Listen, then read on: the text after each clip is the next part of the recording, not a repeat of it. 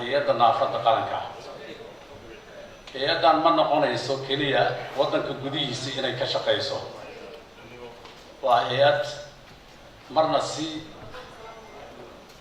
gudaha ka shaqeysa heer caalamiina ku shaqeynaysa wax la wadaagayso hay'ado kale iyo wadamo kale marka xildhibaanada halkan fadhiya runtii aqoon-yahano ayaa tihiin sharcigan markuu halkan ka gudbo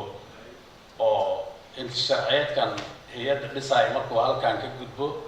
waa meeshii ugu dambeysay oo lagu sixdaa marka waxaan kusoo jeedinayaa in wixii